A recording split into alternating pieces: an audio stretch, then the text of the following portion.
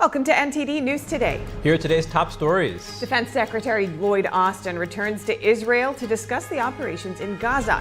What messages does he bring? The biggest Hamas tunnel exposed in Gaza. The Israeli military shows what the passageway looks like and what it's designed for. Gas stations across Iran are out of service.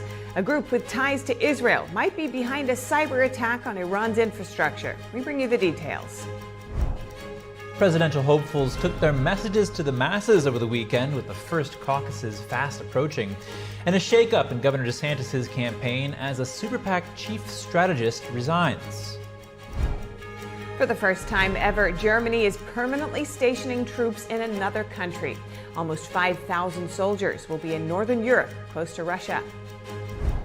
Santa Claus is sending Christmas blessings in different ways around the world. We have some highlights from the weekend's events.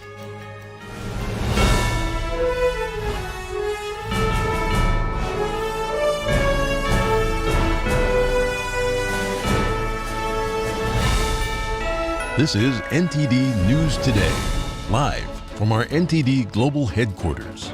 Here are Stephania Cox and Chris Beers. We open with the latest updates on the war between Israel and Hamas. Defense Secretary Lloyd Austin is in Tel Aviv right now, meeting with Israeli Prime Minister Benjamin Netanyahu and the country's defense minister. The Biden administration is trying to get a clearer assessment from Israeli officials on their military operations. Meanwhile, talks for another hostage deal are also underway. U.S. officials said the CIA director is meeting with the head of Israel's Mossad spy agency and the Qatari prime minister in Warsaw, Poland today. Israeli forces say they've uncovered the biggest Hamas tunnel in Gaza. They said the wide passageway is designed to carry carloads of militant fighters from Gaza right up to the border. Here's more. Israeli forces battling Hamas said they had uncovered an unusually large concrete and iron-girded tunnel at the Gaza-Israel border designed to transport carloads of militant fighters. Chief Israeli military spokesperson Rear Admiral Daniel Hagari said the tunnel was 4 kilometers or 2.5 miles long, stretching from Gaza City, once the heart of Hamas governance and now a devastated combat zone, to the Erez crossing at the Israeli border. Without demolishing the tunnel project of Hamas, we cannot demolish Hamas. Raising or disabling hundreds of kilometers of underground passages and bunkers is among the aims of the Israeli offensive. The military showed reporters the exit point of the tunnel, located just 100 meters south of the checkpoint at Erez. The Erez crossing is one of the sites Hamas overran on October 7th, killing 1,200 Israelis and taking 240 others hostage. Hagari said it was the biggest tunnel Israeli forces have found near the border, without specifying whether it was used by Hamas for the October 7th attack.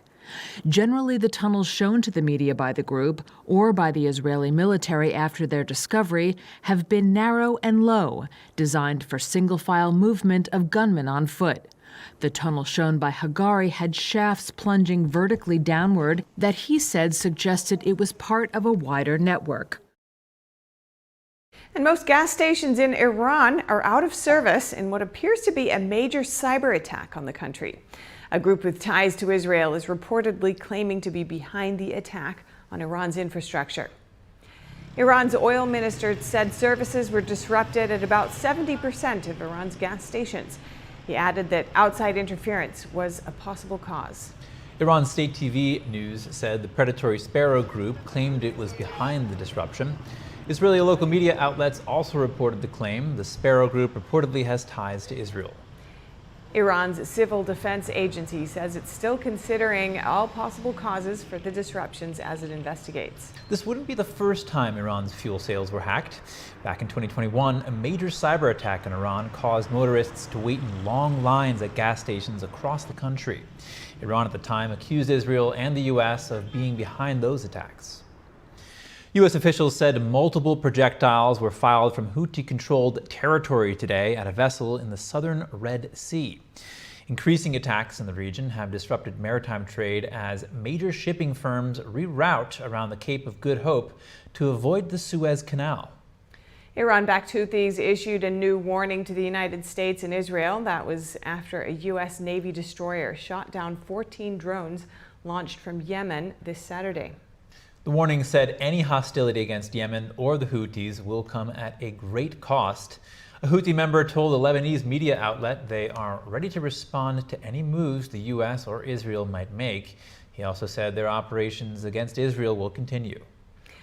The U.S. Carney downed the 14 drones with no damage to ships in the area or reported injuries. A Fox News report said the USS Carney has so far shot down 36 drones from Yemen in recent weeks. Last month, Navy ships also shot down 2 ballistic missiles launched by Houthi-controlled areas of Yemen. Why are the Houthi attacking commercial vessels, and what does it mean for global supply chains? I spoke with Gregory Copley, the president of the International Strategic Studies Association, to learn more.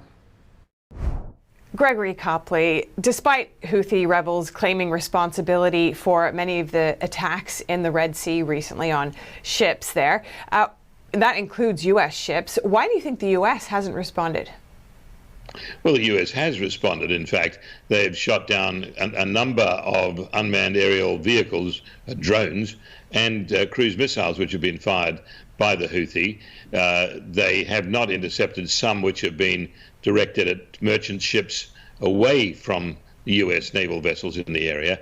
But the U.S. is trying to play this down because they don't want to rush into a confrontation with Iran, which is perceived to be the main sponsor of the Houthis.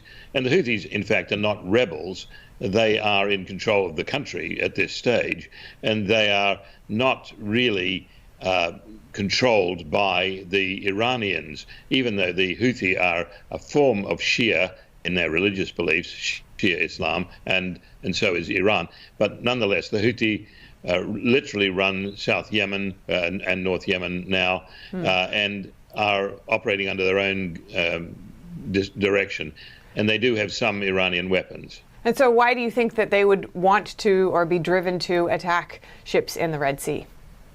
Well, I think they perceive that they are anti-Israeli in this instance, largely, I would suspect, because Saudi Arabia has been supporting Israel, and the Saudi Arabian government has been attacking the Houthi for some years now in Yemen. So basically, the enemy of my enemy is my friend, sort of thing. So they're basically saying, well, if Saudi Arabia is the friend of Israel, then we are the enemy of Israel. And so, if considering that in the latest news, Danish shipping company Maersk says it won't be sending its ships through the Red Sea at this point in time anymore, what kind of impact do you think that these attacks could have on global dynamics and on the, on supply chains in general? Well, the big reason for these attacks is not to make them necessarily successful in sinking a merchant or naval traffic going through the Red Sea. It's to basically alarm the insurance world, because once the insurance rate goes up, as it did last week, by more than 200% for ships going through the Red Sea and the Suez Canal, then the cost to consumers goes up, and eventually the shipping companies such as Maersk and Hapag-Lloyd and a few others will stop going through the Red Sea for the time being and divert their traffic around the Cape of Good Hope, around southern Africa, to get into the Atlantic that way. And that will delay goods getting to market by a week or 2 weeks, and that's a huge added expense, not just in the cost of the shipping, but in the cost of the delays, because you have more of your inventory tied up at sea than would have been the case if they've been able to transit the Red Sea and Suez Canal. So the costs will be up enormously for clients of these products, and there'll be delays as well in getting goods there, and some shippers will delay shipping altogether. So this is going to be very disruptive. So it's about an insurance ploy, if you like, to disrupt the West. And what kind of impact do you anticipate it might have on international dynamics? Well, basically, it will force a situation where either the US or the West, or even countries such as Egypt, will take action against the Houthi groups so that they stop firing these missiles or come to some discrete accommodation with them through diplomatic means, or the West will threaten retaliation against both the Houthi and Iran in order to put pressure on them to stop these attacks. In 1984, the Libyan government of Muammar Gaddafi dropped 3 sea mines in the Red Sea, just 3, and that closed down shipping traffic through the Red Sea and Suez Canal for months at an enormous cost to the global marketplace and supply chain. And things are much more dependent on timely deliveries now than they were in 1984. But that 1984 incident was the great example which the Houthi are backing on today. And it was then the insurance companies which caused the ships to stop going. Interesting. Thank you so much. Gregory Copley, president of the International Strategic Studies Association. Great to speak with you. And staying with the Houthi attacks on commercial vessels, they could go unpunished. Experts say that's because of difficulty adjudicating naval conflicts.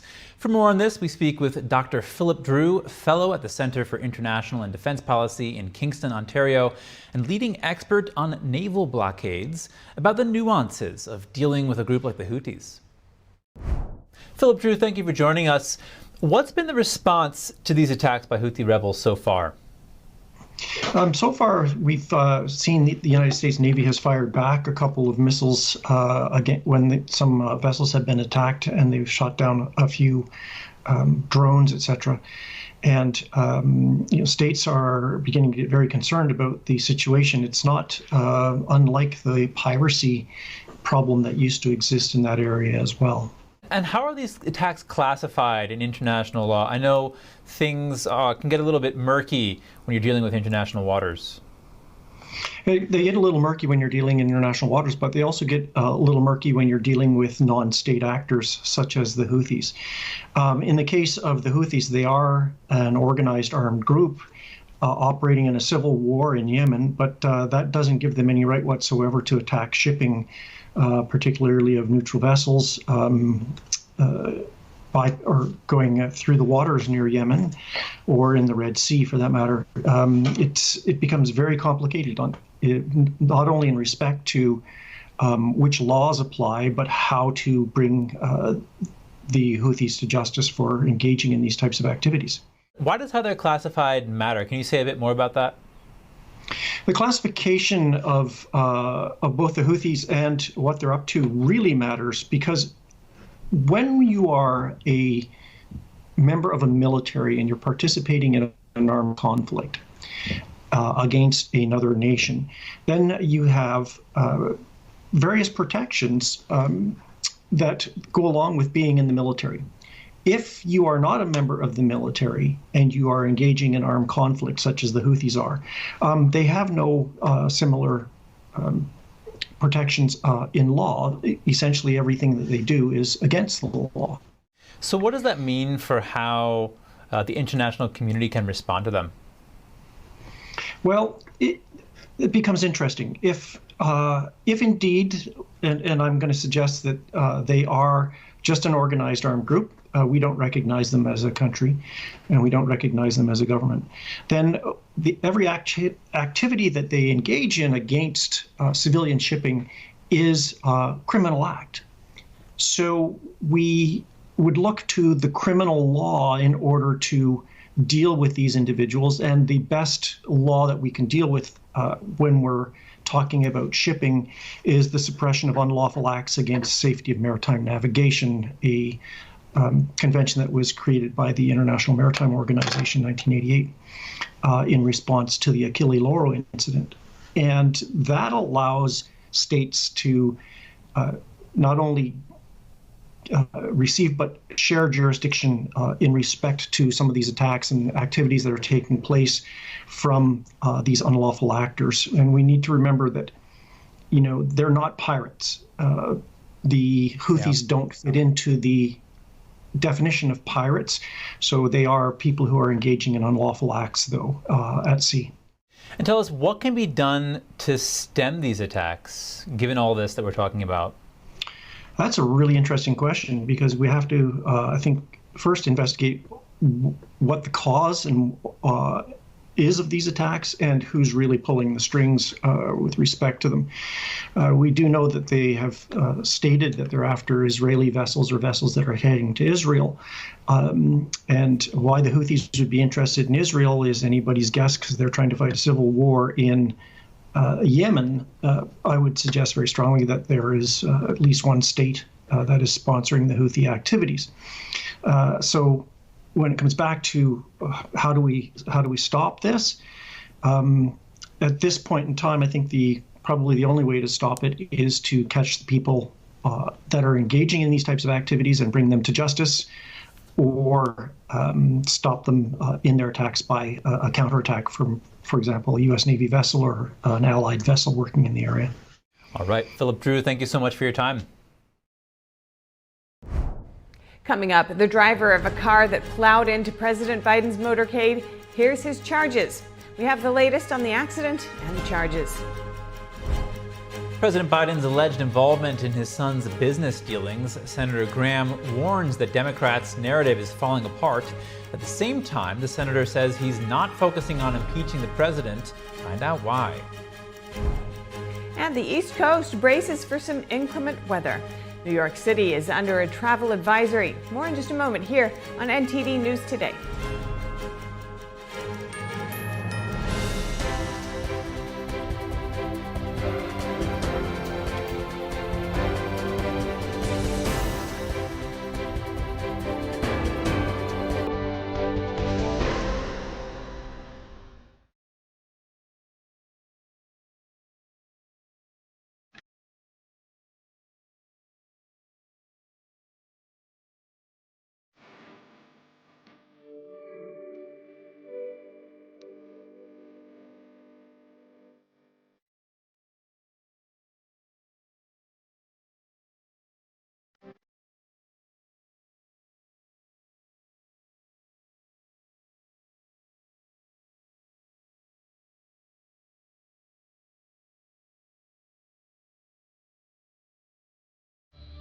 Right now, all over the country, kids at Shriners Hospitals for Children are able to go home and be with their families for the holidays. And it's only possible because of the monthly support of people just like you. Thanks to a generous donor, every dollar you give can help twice as many kids like me and have double the impact. With your gift of just $19 a month, only 63 cents a day, we'll send you this adorable Love to the Rescue blanket as a thank you, and a reminder of the care you'll be providing so kids can be with their families. Christmas Eve will find me where the love light gleams. It only takes a moment to call the number on your screen, or you can visit loveshriners.org right now on your phone or computer.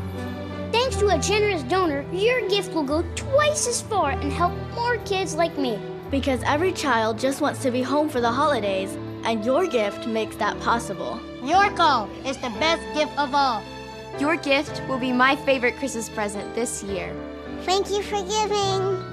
Please call the number on your screen or go online right now with your monthly gift. And when you do, your gift will have 2 times the impact. Are diapers destroying your confidence? Men's Liberty can help. Our discreet external device is safe, sanitary, and keeps you dry 24 hours, day and night. Step into the spotlight and do more of what you love with Men's Liberty. It's been ordered over 5 million times by thousands of satisfied fans. Call now to get a free week supply with your first order. There's no obligation, just the opportunity to try the most revolutionary solution to incontinence ever made. Unlike diapers, Men's Liberty is a long-term answer to dealing with incontinence. Make the choice to finally move forward with your life by calling Men's Liberty today. We'll answer all of your questions about how our completely unique device works and how Medicare can cover it. Dealing with expensive, uncomfortable diapers is no way to live. Men's Liberty lets you get back out there with more freedom and confidence to be you. Ready to find out more about our offer to get a free week supply? Then don't wait. Call Men's Liberty today. The driver of a car that smashed into President Biden's motorcade last night has been charged with a DUI. Police in Delaware said the driver has been charged with driving a vehicle under the influence of alcohol and inattentive driving. The accident happened in Wilmington, where the president and First Lady Jill Biden were leaving the Biden's campaign headquarters. Both were unharmed. Footage shows the president walking out of the campaign headquarters and being confronted by a reporter. The reporter asked the president why he's losing to Trump in the polls, to which he responded, quote, "You're reading the wrong polls." Immediately after that, a collision can be heard nearby. The president was escorted into another vehicle by security staff as other agents quickly confronted the driver, who crashed into the motorcade. Agents cornered the car and pulled weapons on the driver, who held his hands up. According to a witness, the Bidens returned safely to their home in Wilmington following the incident. Over to the investigation into Hunter Biden's business dealings. Republican Senator Lindsey Graham says the narrative that President Biden knew nothing about his son's business is not holding up anymore. However, Graham tells NBC he's not focused on impeaching the president. You know, the narrative that Hunter Biden presented is falling apart. The idea that Joe Biden knew nothing about the business dealings is falling apart. I'm not worried about impeaching the president right now. You know what I'm worried about? Helping the president bring the Mideast to a better spot, trying to convince the Arabs and the Israelis to not let Iran get you off track, give Israel the space to destroy Hamas. Graham's statements might come due to a lack of direct evidence against the president. Biden is accused of directly being involved in his son's activities. The senator says if there were a smoking gun, then they'd be talking about it now.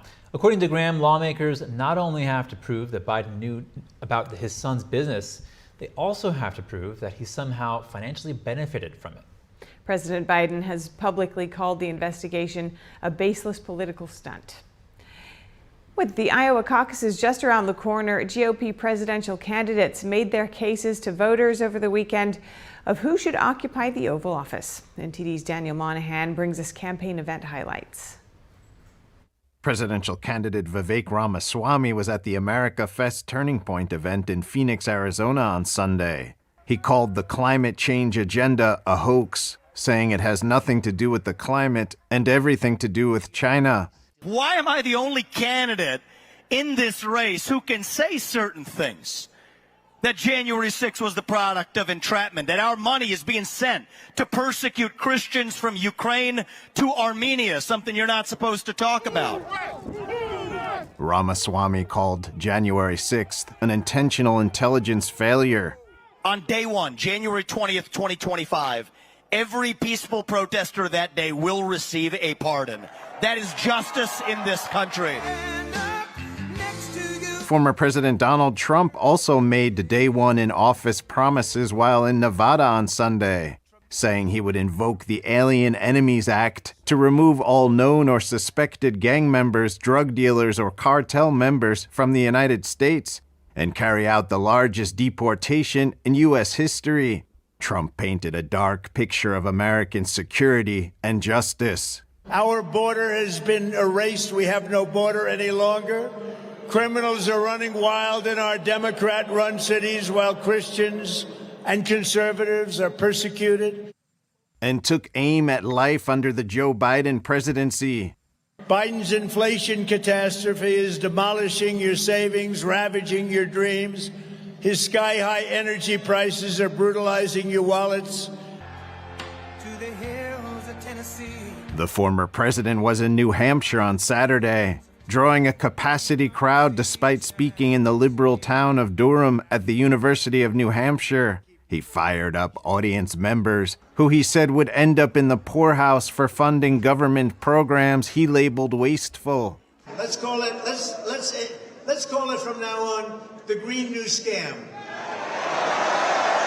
Florida Governor Ron DeSantis lashed out at the so-called ruling elite at a Second Amendment town hall on Saturday in Iowa. So much of the problems we see are self-inflicted by an out-of-touch political class. Warning those in attendance about an erosion of personal freedom. One of the things our political class has done is they've really failed to safeguard our Constitution and to protect our constitutional liberties. The latest Real Clear Politics polling averages have Trump firmly in front with about 62%, DeSantis and Haley at around 12%, and Ramaswamy at about 5%. The first Republican presidential caucus is in Iowa on January 15th. A Republican presidential debate will take place in the state on January 10th. Republican presidential candidates Nikki Haley and Ron DeSantis are pressuring former President Donald Trump to join them on the debate stage. Daniel Monahan, NTD News. Another shakeup for Governor Ron DeSantis' presidential bid. The top advisor to the super PAC supporting his campaign resigned Saturday night. Jeff Roe's resignation comes as GOP hopefuls are in the final weeks before the Iowa caucuses. Roe announced his resignation on X on Saturday. His announcement came hours after the Washington Post published a story about the turmoil within the super PAC dubbed Never Back Down. In the story, Never Back Down chairman and CEO Scott Wagner attributed recent departures of some of Roe's top workers to, quote, numerous unauthorized leaks containing false information. Wagner later revised his statement after a lawyer for the employees claimed his assertions were false. Both statements were included in the Post story. However, Roe said he cannot, in good conscience, stay affiliated with the super PAC, given the statements. A DeSantis campaign spokesman said they have full confidence in the super PAC. Never Back Down did not immediately respond to media requests for comment. About 58 million Americans are under flood watches from North Carolina to Maine. A storm system is marching along the eastern coast, bringing heavy rain and strong winds. It's battering the northeast, causing power outages, bridge closures, and flooded roadways. More than 300,000 people in the region are already without electricity. The same storm drenched the southeast and mid-Atlantic over the weekend. And New York City is under a weather and travel advisory through today. Mayor Eric Adams first posted the alert Saturday on X. It may impact our commute. City agencies are working hard to be prepared. We're coordinating, but we need you to do your part because we may have flooding on the coastal areas in Jamaica Bay. So while it's nice, go out, let's clean those catch basins. Adams said the city is implementing its flash flood emergency plan. He assured that staff and resources would be available to address any potential problems. A manhunt just succeeded in Texas for an escaped prisoner. Robert Yancey Jr. escaped over the weekend, according to the Texas Department of Criminal Justice. The local sheriff reported capturing him this morning. He's serving a life sentence without parole for sexual abuse of a child. Police have reportedly arrested the criminal's mother for an outstanding felony warrant related to her son's escape from prison. And Quaker Oats is recalling more than 24 of its granola bars and granola cereal because they may be contaminated with salmonella. Overall, the company is recalling 25 types of chewy bars, 10 types of granola bars, and 8 types of granola cereal. The products, some of which are pictured here, are sold throughout the United States. The company says if people have any of these items, they should throw them out immediately. Quaker says it hasn't received any reports of anyone getting sick. People should visit the company's website for more details on which products the company is recalling. Border agents seized over $10 million worth of drugs in San Diego last week. They found more than 3,000 pounds of methamphetamines and more than 500 pounds of cocaine. On December 13th, CBP officers encountered a young man driving a commercial tractor trailer. In the secondary inspection area, a trained dog alerted the officers to contraband. Agents soon discovered a total of more than 300 suspicious packages hidden in vats of jalapeno paste. The CBP called it a hot find on X. The driver had a valid border crossing card. Homeland Security investigations took him into custody. In November, the San Diego field office seized more than 14,000 pounds of narcotics. Up next, the U.S. might soon place more troops, ammunition, and other equipment on Russia's border. We'll bring you the details of the new defense pact with Finland. And Spain's Canary Islands is hit with a surge of illegal immigrants. The crisis threatens the archipelago's tourism and scuba diving industries. We'll have the details soon when we return.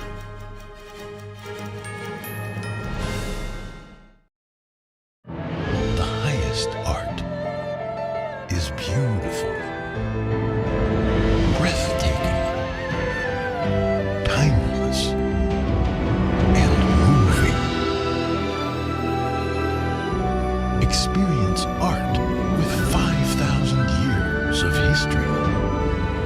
inspired by the divine. Experience Shen It's just clear as day. The media, whether it's broadcast, cable, or print media, has become extremely biased.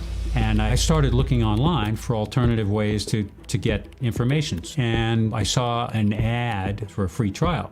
And I looked at it and I said, Epoch Times. I mean, come on, this is end of days type of stuff. I mean, what are they going to be talking about here? And I said, well, it's a free trial. Let me dig in. Is it giving me both sides? Is it giving me an objective point of view here? I have looked for opportunities to see where they might be biased, and I don't find it.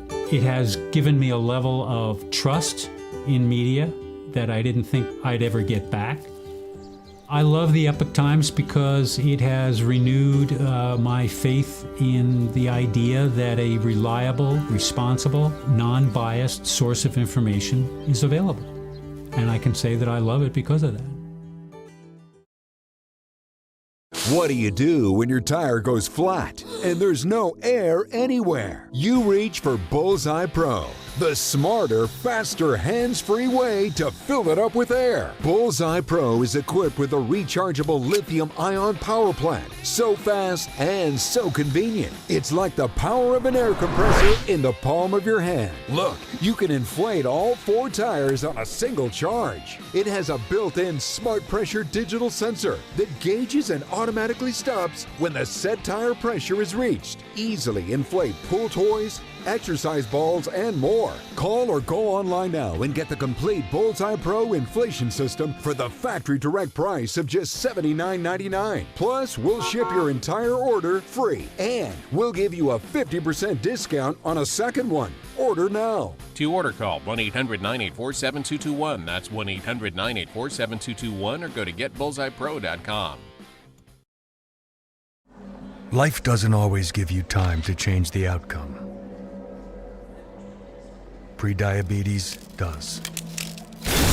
1 in 3 adults has prediabetes, but with early diagnosis, prediabetes can be reversed. And you can change the outcome.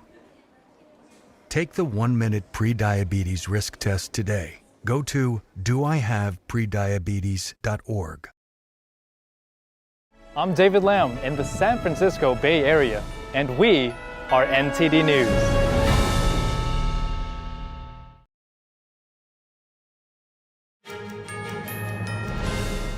And now switching gears, we have some short headlines from Germany and other European countries.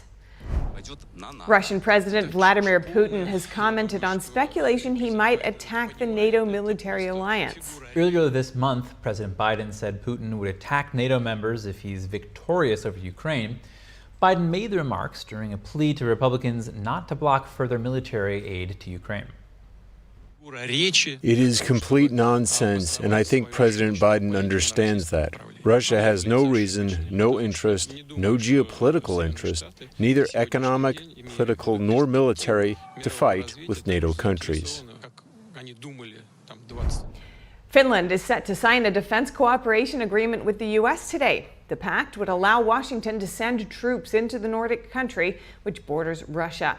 That's to ramp up Finland's defense and store weapons and military equipment there. Finland's foreign minister says not having to agree on everything separately makes organizing peacetime operations easier, and that it can also be vital in times of crisis. Russia's neighbor Finland became the newest NATO member after joining earlier this year. This came in response to Russia's invasion of Ukraine. As Ukraine is working to join the European Union, President Volodymyr Zelenskyy says joining the bloc won't be easy. The EU recently agreed to start membership talks. Now Zelenskyy lays out the immediate goals and next steps for Ukraine to join. In the coming days, we will officially launch with the European Commission the process of assessing Ukrainian legislation for compliance with EU legislation, the screening process. We are also preparing for the work on the negotiation framework for Ukraine. We expect it in the spring. The negotiation process will not be easy. Germany is set to permanently deploy troops in Lithuania. By 2027, Germany aims to station a brigade of almost 5,000 troops and around 200 civilians. That's in coordination with NATO following Russia's invasion of Ukraine. Germany's and Lithuania's defense ministers praised the step at a joint press conference today. Never before has the German army deployed troops permanently outside Germany with a fixed contingent of soldiers. In the past, the missions were always temporary and rotating. This here is a first, also in its size. German Chancellor Olaf Scholz announced today that he tested positive for COVID-19. A visit by Slovakia's new prime minister now has to be cancelled as a result. Scholz says he's only experiencing a few symptoms and is counting on a mild case. The Chancellor is reportedly in his office communicating by phone and video conference. It's not yet clear whether Scholz will be able to lead a cabinet meeting on Wednesday in person. Scholz is 65 years old and received a COVID booster shot this year. And lastly, Greece's economy seems to be recovering. The government approved its 2024 budget on Sunday. It forecasts a rise in economic growth from 2.4% to 2.9%. This comes as a result of robust tourist revenue and EU funds helping investment. Greece is the Eurozone's most indebted nation. It's recovered strongly since it exited international bailouts worth more than 260 billion euros in 2018. The new budget now contains the first pay raises for civil servants since 2010. Spain's Canary Islands offer crystal clear waters and gorgeous beaches. An abundance of marine life makes the archipelago one of the world's top scuba diving spots, but it's also a waypoint for desperate illegal immigrants. NTD's Andrew Thomas has the latest on the crisis. El Hierro Island is a prime destination for scuba divers in the Canaries, but it's becoming better known as a new gateway to Europe. This year, nearly 12,000 migrants from Africa arrived here in wooden boats. We haven't created this. We have nothing to do with the reality that those human beings are living down there. These are human beings suffering hunger and misery and death. And imagine for yourself, they embarked on an 8 to 10 day sea journey that often ends in death. At the tiny port of La Restinga, dive boats navigate between around 20 abandoned vessels. Discarded clothes, plastic utensils, and gas cans are discouraging tourists. We are friends who were supposed to come vacation with us, and in the end they didn't come because they were told it's not going to be pretty to see. And it's sad, and it could be annoying because it's a little island here. The atmosphere has locals worried about how the record surge in illegal immigrants will impact tourism. The industry is the island's main source of revenue. In the end, it's a situation that no one wants to see. You come on vacation and see the situation of these people who are arriving in bad condition. It's a bit unpleasant, not only for them as well, but for us and tourists in general. Local politicians, fishermen, and tour operators are calling on the Spanish government and the European Union for help. Residents do what they can to help migrants who land wet, exhausted, dehydrated, or even hypothermic. We don't have enough resources to manage a phenomenon that is going to severely impact us. What is happening is migration is going to mean the absence of tourism on the island of El Hierro. Many migrants die on the way to the island. At least 6 died after arriving in the last 2 months alone. Andrew Thomas, NTD News. Rome is delaying a ban of newer cars in a traffic control zone. The plan, called the Green Belt, is supposed to reduce traffic pollution. But the city council is postponing it by 1 year after strong objections from its residents. Rome has postponed a ban on certain types of diesel cars in the city's Green Belt until November 2024. The Green Belt is expected to revolutionize the car-clogged city, but the pace of the changes is slowing down, giving drivers of affected cars more time to change their vehicles. For the time being, the restrictions will apply only on Euro 2 and Euro 3 diesel cars. Therefore, approximately 300,000 vehicles that were built roughly 30 years ago will not be allowed to circulate. But we expect this to be a progressive measure that in the coming years will also involve newer cars. During rush hour in Rome, it can take hours to drive either from east to west or from the north to the south of the city. In 2023, Rome exceeded the pollution limits 27 times, just below the 35 overruns annual limit. We have strong data showing that when pollution limits in big cities are exceeded, in the following 24 or 48 hours, there is a sudden increase in the number of children entering our emergency departments for respiratory problems, bronchitis, and asthma.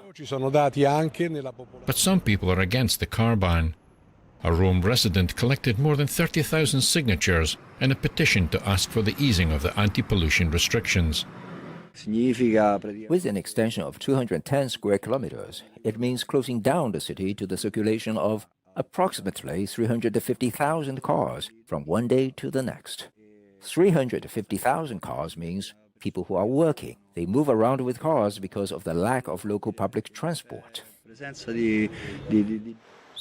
Rome's public transport system lags behind many European cities.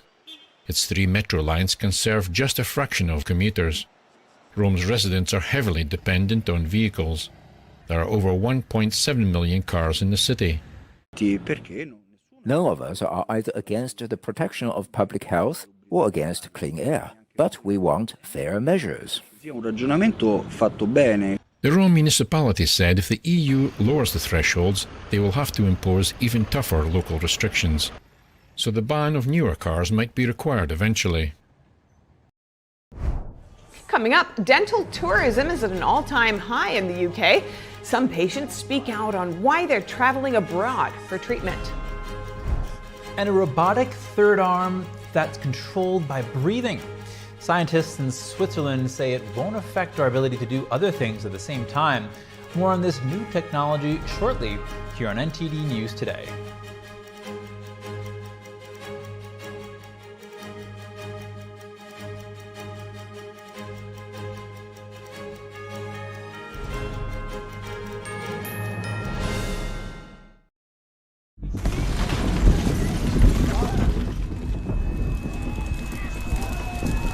To a child, this is what conflict looks like. Children in Ukraine are caught in the crossfire of war, forced to flee their homes. A steady stream of refugees has been coming across all day. It's bitterly cold. Lacking clean water and sanitation, exposed to injury, hunger. Exhausted and shell-shocked from what they've been through. Every dollar you give can help bring a meal, a blanket, or simply hope to a child living in conflict. Please call or go online to GiveNowToSave.org today with your gift of $10 a month. That's just 33 cents a day. We cannot forget the children in places like Syria, born in refugee camps, playing in refugee camps, thinking of the camps as home. Please call or go online to GiveNowToSave.org today with your gift of $10 a month. Your gift can help children like Ara in Afghanistan, where nearly 20 years of conflict have forced the people into extreme poverty. Weakened and unable to hold herself up, Ara was brought to a Save the Children center where she was diagnosed and treated for severe malnutrition. Every dollar helps. Please call or go online to GiveNowToSave.org today with your gift of $10 a month, just 33 cents a day. And thanks to special government grants that are available now, every dollar you give can multiply up to 10 times the impact. And when you use your credit card, you'll receive this special Save the Children tote bag to show you won't forget the children who are living their lives in conflict. Every war is a war against children. Please, give now. When I drink it, the first thing was I feel the warmth in my tummy. It's kind of like gently radiating out, a kind of a very comforting warmth. And it was really good, actually. I felt much better. I did feel, actually, an effect. And I find that it is actually better when I take it regularly. It's actually steamed and dried 9 times. And so it's really, the essence is really extracted.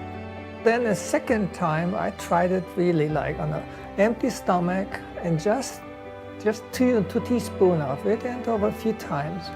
And wow, that was a big difference because suddenly I could feel why I was very good energized. I didn't have to eat. I could work outside in the garden for a couple of hours, and I still felt very well. And I was impressed by that. So I think it's a good product.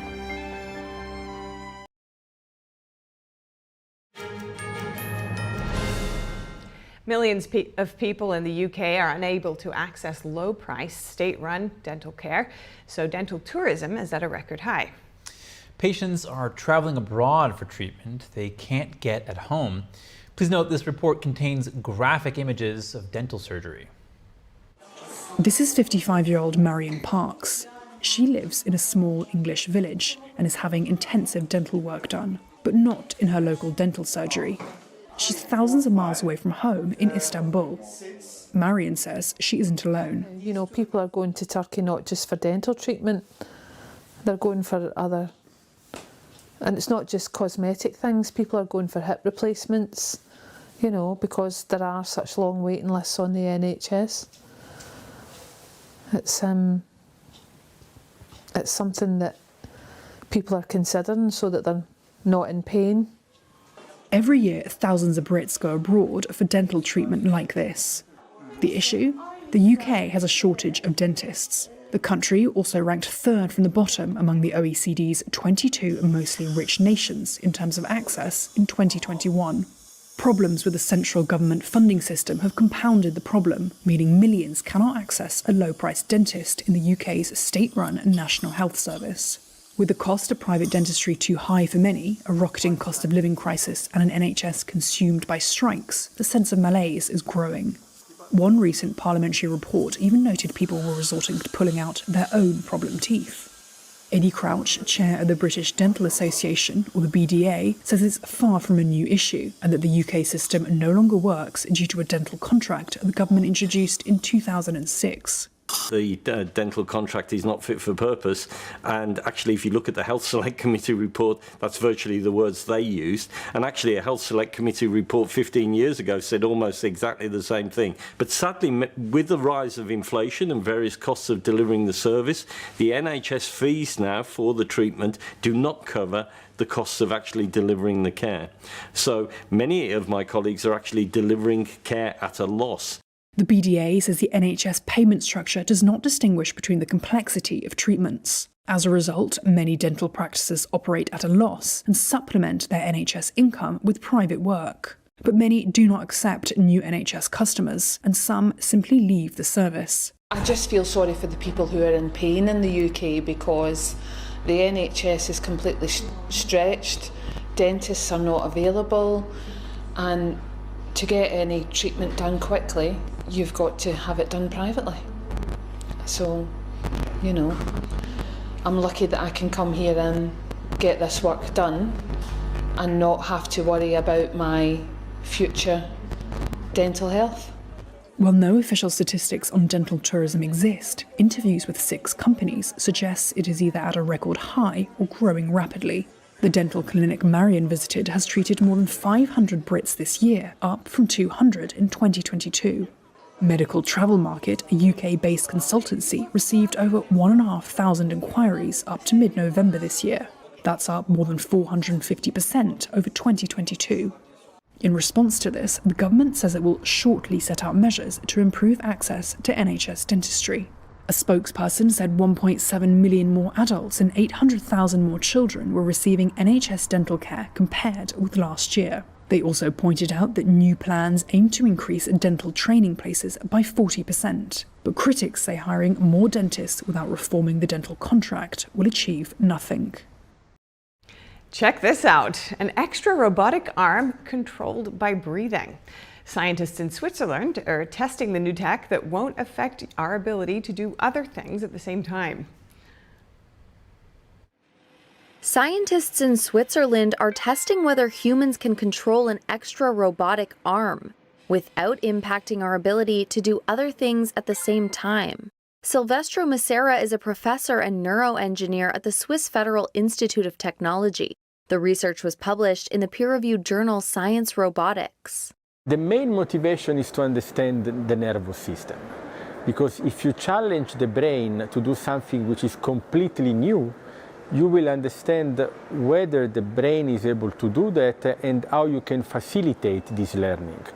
And then you can transfer this also to other applications, in particular, for example, for assistive devices with people with disability, rehabilitation after stroke, and these kind of things. The researchers devised a system where someone wearing virtual reality goggles sees 3 arms, with the extra limb looking a little different to limit natural association. Volunteers held onto an exoskeleton which controlled the virtual left and right arms, while movement detected by a belt around their waist measured their breathing and controlled the middle arm. In particular, we use this environment to test our gaze respiration-based control interface. And as a first step, we decided to assess its actual feasibility for effective augmentation, so assessing the possibility of still speaking and gazing around. The researchers also tested breathing control with a real robotic arm strapped to the user's chest that extends in and out with the diaphragm.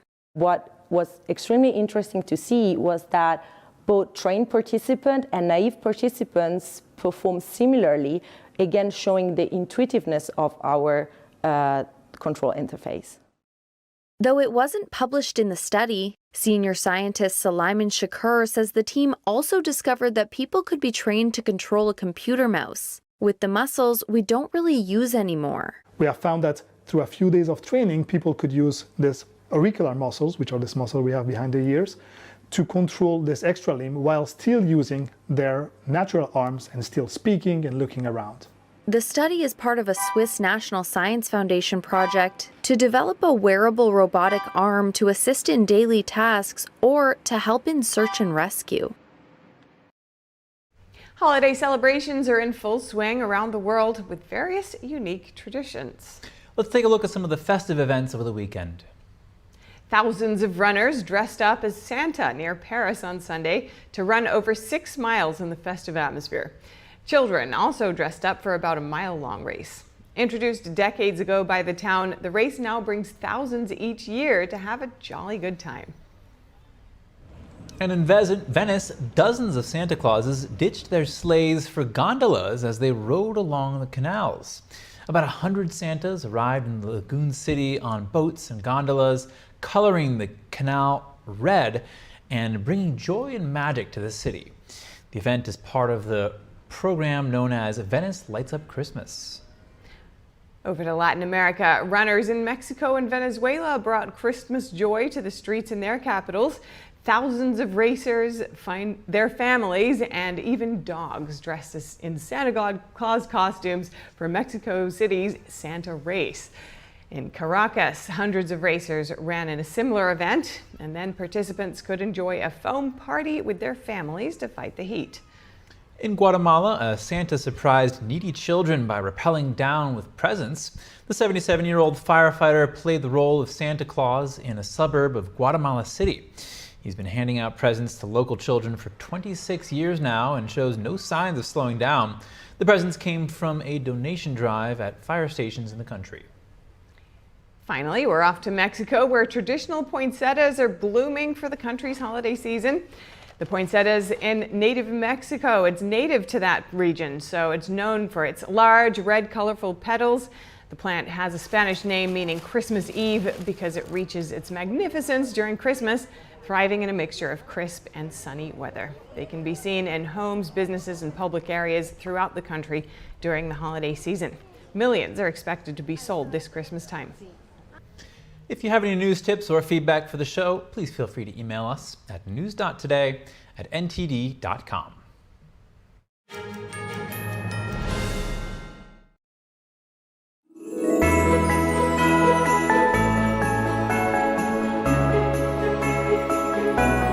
Hi everybody, I'm Kelly Wright, host of America's Hope right here on NTD. Guess what? We've got a special celebration because it's beginning to look a lot like Christmas. So coming up on NTD, we're going to be celebrating a joyful Christmas, and you're all invited to watch as we celebrate Christmas in music and song from around the world. Join us on NTD.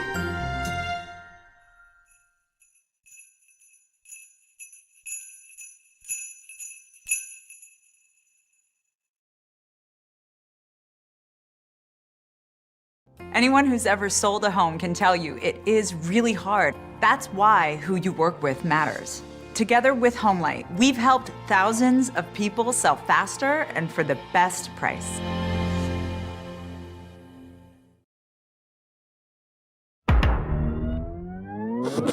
Tired of scrolling Netflix?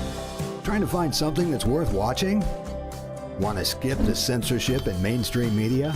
Well, now you can with Epic TV. New exclusive content every day with over 100 never-before-seen movies, films, and documentaries. Available and streaming now at your fingertips. For a limited time now, you can get 60% off Epic TV by subscribing or upgrading to a yearly plan. Plus, get an additional $10 credit to rent featured movies on Epic Cinema today. Skip mainstream narratives and find quality family entertainment from the comfort of your very own home. Say no to big tech and subscribe to Epic TV.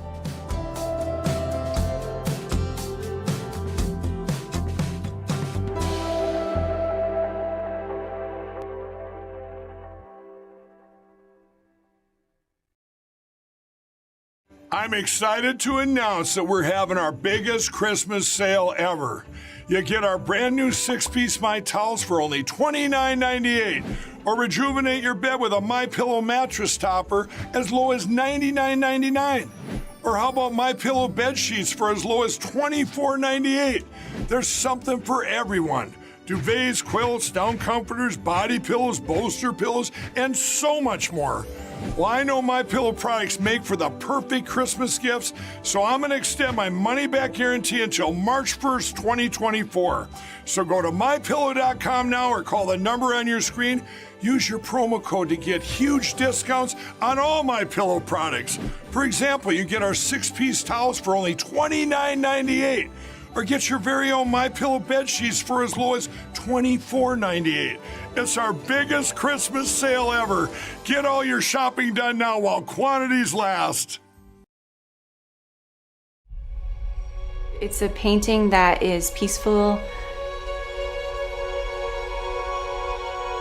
There's a lot of beauty in it. And you forget about whatever you might be worried about.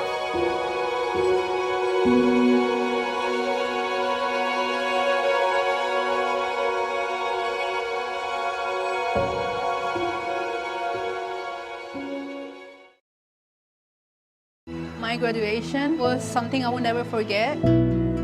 People like you and me sometimes may have doubts in yourself, but I feel that everything's possible. Find free adult education classes near you at finishyourdiploma.org. I'm Kelly Wright in New York City, and we are NTD News.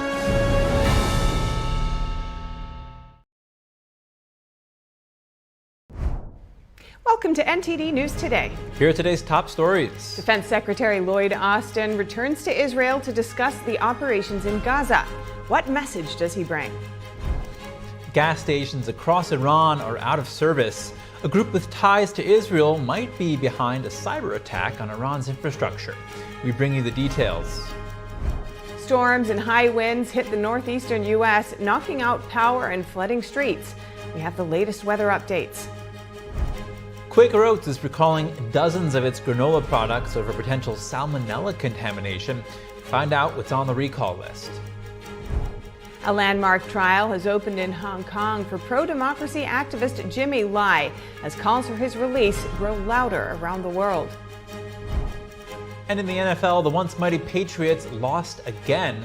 Is this the end for their legendary head coach?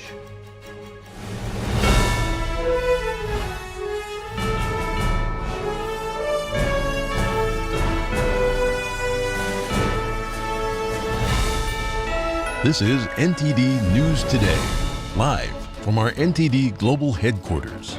Here are Stephania Cox and Chris Beers. Over to the war between Israel and Hamas. Defense Secretary Lloyd Austin is in Tel Aviv right now, meeting with Israeli Prime Minister Benjamin Netanyahu and the country's defense minister. Now, we'll continue to provide Israel with the equipment that you need to defend your country, Mr. Prime Minister, including critical munitions, tactical vehicles, and air defense systems. We'll continue to support Israel's mission to find and free all of the hostages. The U.S. Defense Secretary also talked about the urgent need to get humanitarian aid into Gaza, as well as ensuring freedom of navigation in the Red Sea. Austin is in Israel to get a clearer assessment from Israeli officials on their military operations. This comes as the Biden administration continues to push Israel to make the fighting less intensive. Meanwhile, talks for another hostage deal are also underway. U.S. officials said the CIA director is meeting with the head of Israel's Mossad spy agency and the Qatari prime minister in Warsaw, Poland today. Netanyahu said over this weekend that Israel might keep up the military pressure on Hamas to secure the release of all hostages. The Israeli military reported more intensified attacks from Hezbollah in Lebanon. Israeli forces say they've uncovered the biggest Hamas tunnel in Gaza. They said the wide passageway is designed to carry carloads of militant fighters from Gaza right up to the border. Here's more. Israeli forces battling Hamas said they had uncovered an unusually large concrete and iron-girded tunnel at the Gaza-Israel border designed to transport carloads of militant fighters. Chief Israeli military spokesperson Rear Admiral Daniel Hagari said the tunnel was 4 kilometers or 2.5 miles long, stretching from Gaza City, once the heart of Hamas governance and now a devastated combat zone, to the Erez crossing at the Israeli border. Without demolishing the tunnel project of Hamas, we cannot demolish Hamas. Raising or disabling hundreds of kilometers of underground passages and bunkers is among the aims of the Israeli offensive. The military showed reporters the exit point of the tunnel, located just 100 meters south of the checkpoint at Erez. The Erez crossing is one of the sites Hamas overran on October 7th, killing 1,200 Israelis and taking 240 others hostage. Hagari said it was the biggest tunnel Israeli forces have found near the border, without specifying whether it was used by Hamas for the October 7th attack.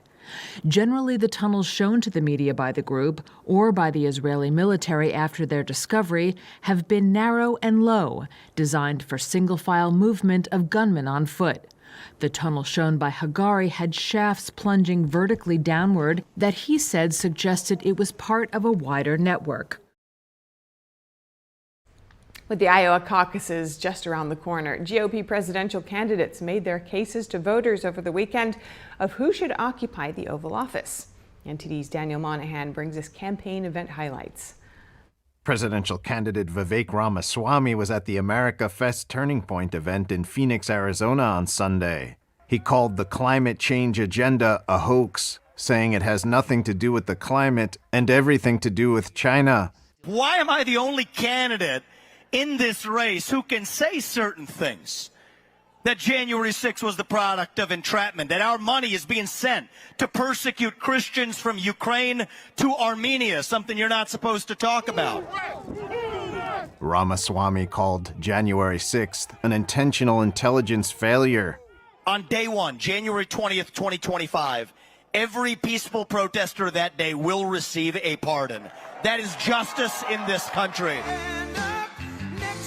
Former President Donald Trump also made day one in office promises while in Nevada on Sunday, saying he would invoke the Alien Enemies Act to remove all known or suspected gang members, drug dealers, or cartel members from the United States and carry out the largest deportation in U.S. history. Trump painted a dark picture of American security and justice. Our border has been erased. We have no border any longer. Criminals are running wild in our Democrat-run cities while Christians and conservatives are persecuted. And took aim at life under the Joe Biden presidency. Biden's inflation catastrophe is demolishing your savings, ravaging your dreams. His sky-high energy prices are brutalizing your wallets. To the hills of Tennessee. The former president was in New Hampshire on Saturday, drawing a capacity crowd despite speaking in the liberal town of Durham at the University of New Hampshire. He fired up audience members who he said would end up in the poorhouse for funding government programs he labeled wasteful. Let's call it from now on the Green New Scam. Florida Governor Ron DeSantis lashed out at the so-called ruling elite at a Second Amendment town hall on Saturday in Iowa. So much of the problems we see are self-inflicted by an out-of-touch political class. Warning those in attendance about an erosion of personal freedom. One of the things our political class has done is they've really failed to safeguard our Constitution and to protect our constitutional liberties. The latest Real Clear Politics polling averages have Trump firmly in front with about 62%, DeSantis and Haley at around 12%, and Ramaswamy at about 5%. The first Republican presidential caucus is in Iowa on January 15th. A Republican presidential debate will take place in the state on January 10th. Republican presidential candidates Nikki Haley and Ron DeSantis are pressuring former President Donald Trump to join them on the debate stage. Daniel Monahan, NTD News. Rubber meets the road in the primary elections next month. The GOP primaries are set to kick off a few weeks from now in Iowa. Former President Trump is polling well there. Recent polls show he's also polling well against President Biden in key swing states. For analysis of this moment, we're joined by political commentator Greg Huey of the Huey Report. Craig, talk to us about Trump's lead over Biden in swing states like Pennsylvania and Arizona. Well, it's great. It's huge. It's really Trump's to lose. The big question is Trump able to get out the vote as well as his opponents? And so that's the big issue. We're actually going to see that in Iowa. DeSantis is counting on getting out the vote as he did down in Florida and being able to get people to the polls that normally don't go. And if he's able to pull it off, he's going to shock everyone. If he's not able to pull it off, Trump's lead, because he's so great at messaging, so great at rallying people up in anger against all the unfair persecution that he's suffering. It's hard to beat him in any of these primaries coming up. So let's just look at these polls. I mean, a lot can change between now and Election Day 2024. Oh, yeah. How significant is this polling that far out? Not very, because anything can happen. Let me just tell you. First of all, remember, it was the polls that said there would be this giant red wave, and it never happened. And the polls were showing, other victories that conservative talking heads and consultants were saying, oh, the GOP is going to just wipe out the radical left. We're going to be able to win these elections. And they're defeated. This happened in 2023 in this last election. And it's because the GOP is 10 to 15 years behind the radical Democrats in being able to win an election. And that's the sad news of it. But when you look at these polls, there's the accuracy factor that I just mentioned. Second part, what if there's a terrorist attack? What's the issue with immigration, and how will that have an impact on the upcoming election? Or Biden, he just did an executive order on artificial intelligence. What if he does one on voting safety? What if he does a executive order on something that has to do with health and a spread of a disease like with the pandemic? And we don't know what's going to happen. There's so many different variables. I want to just look at independent presidential candidate Cornel West. You mentioned him on your X feed recently. He predicts that Joe Biden will drop out of the race by Election Day. Does West's prediction hold any weight based on what you're observing? Absolutely, because remember, the Biden administration is supported, controlled by the Obama network. It's like a marketing machine. And what Obama wants is what Obama's going to get. For some strange reason, they made Chicago to be where the Democratic National Convention will be. That's where the big drama is going to take place. If Biden's going to get it or not. If Kamala's going to get it or not. Or if Gavin Newsom's going to get it or not. So Cornel West, I usually don't agree with him, but he's got a really good point that this variable, in the election is huge. And since so many Democrats now are attacking Biden, so many people in the government are starting to leak things and dissatisfied, you got the deep state not on his side, you're going to find that there's a good probability he is not going to be the nominee. And Craig, let's just look at the Iowa caucuses before we go. They kick off the state-by-state primary race in less than a month. How are they shaping up right now? Well, if you look at the polls, it's Trump's to lose. But if you look at the groundwork, that's what really counts. Knowing who your voters are, identifying them, and then making sure, in this case, they go to the caucuses. That's where DeSantis feels he's going to create a shock and a surprise, because under the radar, that's what he's working on. Vivek, he probably is not going to pull it off, but he thinks he's doing that with the young people, with those in the 20s and 30s. And that's his hope, to bring them to the caucus, get their vote. While Trump is doing the big rallies, is he getting the people out to vote on that caucus day? All right, Craig Huey of the Huey Report, thank you so much. Yes.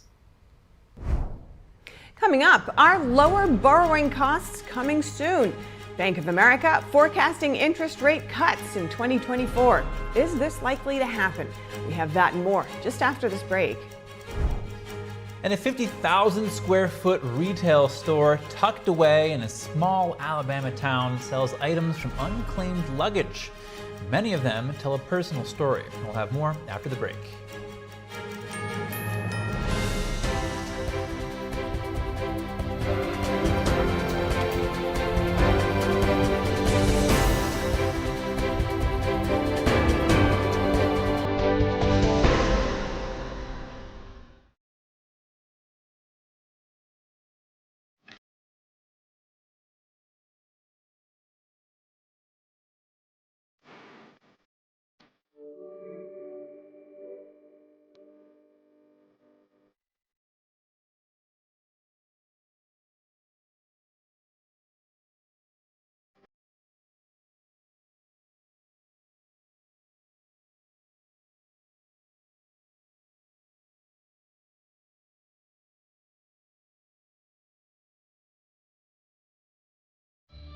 Right now, all over the country, kids at Shriners Hospitals for Children are able to go home and be with their families for the holidays.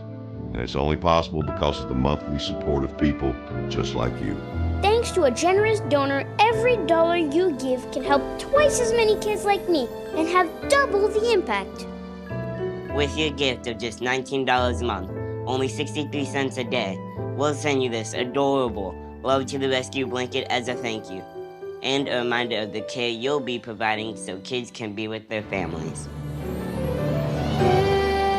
Christmas Eve will find me where the love light gleams. It only takes a moment to call the number on your screen, or you can visit loveshriners.org right now on your phone or computer. Thanks to a generous donor, your gift will go twice as far and help more kids like me. Because every child just wants to be home for the holidays, and your gift makes that possible. Your call is the best gift of all. Your gift will be my favorite Christmas present this year. Thank you for giving. Please call the number on your screen or go online right now with your monthly gift. And when you do, your gift will have 2 times the impact. My dad's name was David. He always talked about getting life insurance, and now it's too late. No one was expecting my husband Dave to suffer from a heart attack. We didn't have life insurance. We thought we had more time. Don't be Dave, and don't wait until it's too late to get the life insurance coverage you need. And if you don't have enough insurance to cover funeral costs, credit card debt, and other expenses, your family is going to get stuck with the bill. Call now to get affordable life insurance. Just call 800-494-1562. If you're over 50, you can't be turned down for this insurance, regardless of your health. Plus, there's no medical exam, no health questions. Your rate will never go up. Your coverage will never go down. And rates start as low as $5 a week. Remember, don't be Dave. Call now. Call now. 800-494-1562.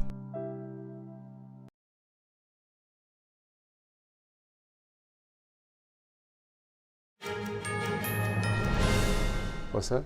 Supreme Court justices bid farewell to Sandra Day O'Connor, the first woman to serve on the nation's highest court. She passed away on December 1st at the age of 93. O'Connor was appointed by President Ronald Reagan in 1981 and served until her retirement in 2006. The justice played a key role in affirming the Roe v. Wade ruling on abortion in the 90s and in the 2003 verdict supporting affirmative action on college campuses. Her body will lie in repose inside the court's Great Hall, with the public invited to pay their respects starting at 10:30 a.m. The Supreme Court honored O'Connor in a private ceremony before the public viewing. A private funeral is set for O'Connor at the Washington National Cathedral tomorrow. Japan's Nippon Steel is acquiring U.S. steel in an all-cash deal valued at nearly $15 billion. The acquisition will make Nippon one of the top 3 steel-producing companies in the world. Rival Cleveland Cliffs offered about half that just 4 months ago. U.S. Steel will keep its name and its headquarters in Pittsburgh.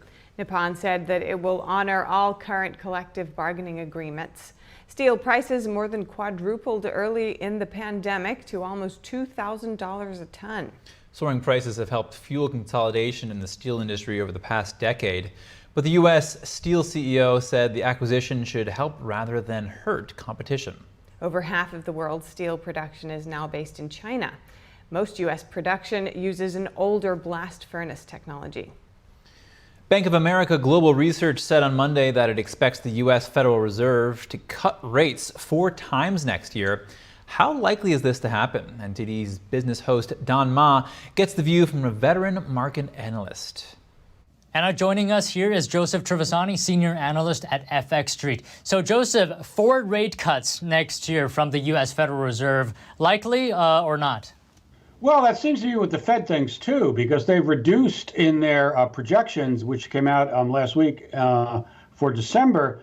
They reduced the end of the year 2024 to 4.6% from 5.5 now. So they have, for their own projections, are predicting 4 rate cuts. So it's not really a large reach for anybody who agrees with that. By the end of 2024, we're going to get 4 25 basis point rate cuts, bringing down the Fed funds rate to around 4%. Well, around 4.6% is what they're projecting at the end of the year. The question is, I think there are really twofold questions. One, inflation has come off, but it's now seemed to stabilize around 3.2%, right around there. The more important question is, what is the economy doing?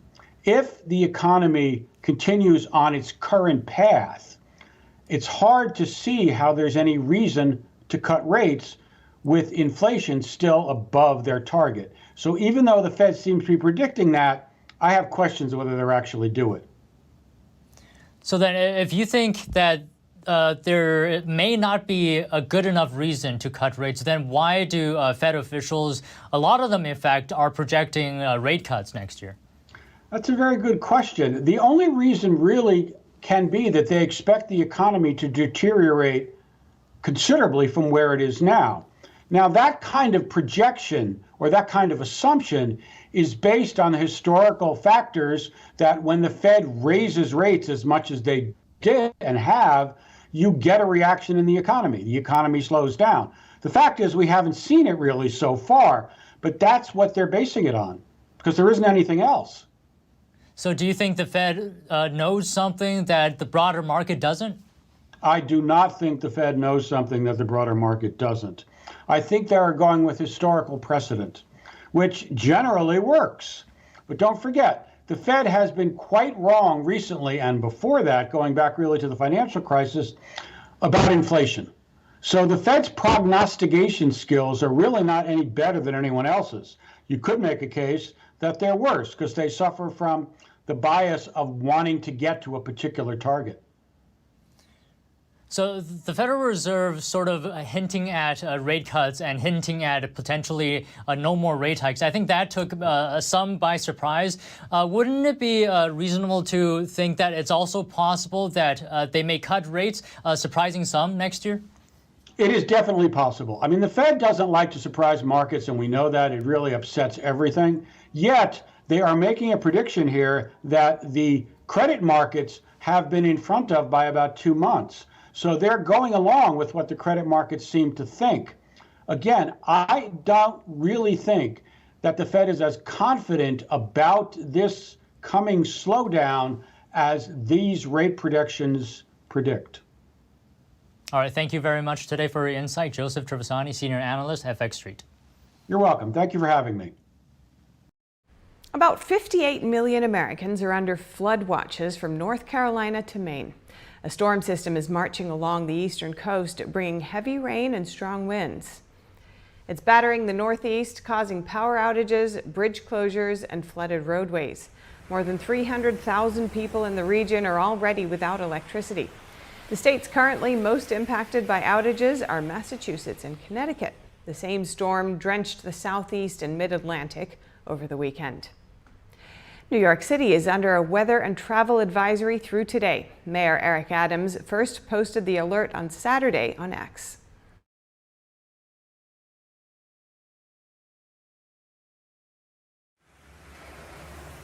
Adams said the city is implementing its flash flood emergency plan. He assured that staff and resources would be available to address any potential problems. Southwest Airlines has agreed to pay a record-setting $140 million civil penalty. That's over a holiday meltdown from December last year, which led to almost 17,000 flight cancellations and left 2 million passengers stranded. Here's more. The settlement includes a $35 million cash fine and a 3-year mandate to provide $90 million in travel vouchers of $75 or more for passengers delayed at least 3 hours getting to final destinations due to an airline-caused issue or cancellation. The delay compensation is a first of its kind in the US and due to start in April. Last year's travel chaos was caused by a massive winter storm and led to people missing funerals or long-awaited holiday gatherings. The storm cost Southwest more than $1 billion, but it's since made technology and consumer service upgrades. Southwest did not admit to wrongdoing, but agreed to the settlement to avoid litigation. However, regulators found Southwest broke consumer protection laws. They said the airline failed to provide adequate customer service assistance via its call centre to hundreds of thousands of customers. It also argued Southwest failed to give prompt flight status notifications to more than 1 million passengers. Tucked away in a small Alabama town is a 50,000 square foot retail store filled with items from unclaimed luggage. Just what can you find here? NTD's Andrew Thomas takes us on a tour. This is unclaimed baggage in Scottsboro, Alabama. Every year, thousands come to find something special from the unclaimed items on display. Unclaimed baggage was founded in 1970 by Doyle Owens. He started with a borrowed pickup truck and $300. He made his way to Washington, D.C. to pick up his very first load of unclaimed baggage. He brought back about 110 suitcases. Kridner has been working for the company for over 26 years. She's witnessed an array of items come through the store. She believes that some items are meant to be found. I think it feels a little bit like shopping through someone else's closet. I think the thrill of the hunt is really cool. You know, digging for these treasures. It kind of feels like an archaeological dig, even for our shoppers, and not to mention the deals. The store narrows down the selection. It only sells about a third of the items left behind by flyers. The rest are tossed or donated. The most valuable finds, like Egyptian artifacts and a signed baseball, make it into the store's museum. Among the lost items are headphones and iPads. In the electronics department, shoppers can find stacks of devices, buckets of iPods, and a wall dedicated to headphones. We say every bag tells a story, whether it's a man's bag, a woman's bag. Was it a business trip, a vacation? Were they going to their trip or were they coming home from their trip? And I think that's certainly the case when it comes to bags that maybe were left behind, never to be reclaimed again intentionally. The bags have to sit at the airport for 90 days before they're marked unclaimed. Less than 1% of all luggage meets this fate. Susan Boatman is one of the many customers who visits the store several times a year to hunt for treasures. She spends hours with her family in the store, going through a list of items she might need. And my husband gave me today 4 hours. I have a couple of godsons who have new babies, so I'm going to be shopping for some baby clothes. We wear a lot of Hey Dudes in Florida, and these are half the price. Unclaimed Baggage has a website, making some items available to customers around the world. Andrew Thomas, NTD News. Border agents seized over $10 million worth of drugs in San Diego last week. They found more than 3,000 pounds of methamphetamines and more than 500 pounds of cocaine. On December 13th, CBP officers encountered a young man driving a commercial tractor-trailer. In the secondary inspection area, a trained dog alerted the officers to contraband. Agents soon discovered a total of more than 300 suspicious packages hidden in vats of jalapeno paste. The CBP called it a hot find on X. The driver had a valid border crossing card. Homeland Security investigations took him into custody. And in November, the San Diego field office seized more than 14,000 pounds of narcotics. Quaker Oats is recalling more than 24 of its granola bars and granola cereal because they may be contaminated with salmonella. Overall, the company is recalling 25 types of chewy bars, 10 types of granola bars, and 8 types of granola cereal. The products, some of which are pictured here, are sold throughout the United States. The company says if people have any of these items, they should throw them out immediately. Quaker says it hasn't received any reports of anyone getting sick. People should visit the company's website for more details on which products the company is recalling. Coming up, Hong Kong police are expanding bounties on pro-democracy activists.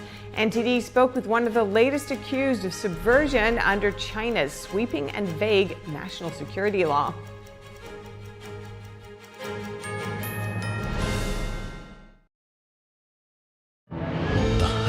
Art is beautiful, breathtaking, timeless, and moving. Experience art with 5,000 years of history, inspired by the divine. Experience Shengyun. Anyone who's ever sold a home will tell you it's really hard. And it's one of the biggest financial decisions you'll ever make. That's why who you work with matters. Together with HomeLight, we take care of every detail. Is deep sea fish oil really healthy? Due to pollution in the oceans, most fish contain heavy metal elements and radioactive substances. That's why it's so important to choose a pure source of omega-3. Puritang Green Vegetable Omega-3 is made from purslane and perilla seeds, which are rich in nutrients and minerals, especially vitamins A, D, E, calcium, and iron. With natural processing and no harmful chemical additives, it has more than 90% concentration of omegas 3, 6, 7, and 9. It effectively improves brain power and is beneficial to the heart's health. Puritang Omega-3 does not smell of fish and contains no pollutants, so both adults and children can safely and easily consume it over a long period of time.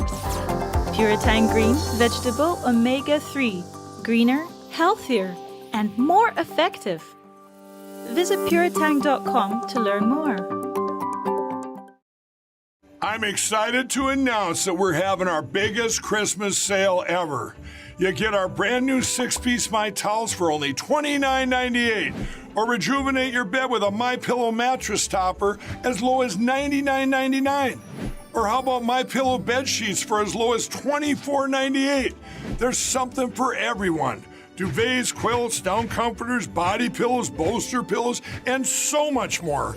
Well, I know MyPillow products make for the perfect Christmas gifts, so I'm going to extend my money-back guarantee until March 1st, 2024. So go to MyPillow.com now or call the number on your screen. Use your promo code to get huge discounts on all MyPillow products. For example, you get our 6-piece towels for only $29.98. or get your very own MyPillow bed sheets for as low as $24.98. It's our biggest Christmas sale ever. Get all your shopping done now while quantities last. When they learn something new and you can just see in their faces, it's such an incredible moment. It's those moments that are my favorite. I'm Melina Weisskopf on Capitol Hill, and we are NTD.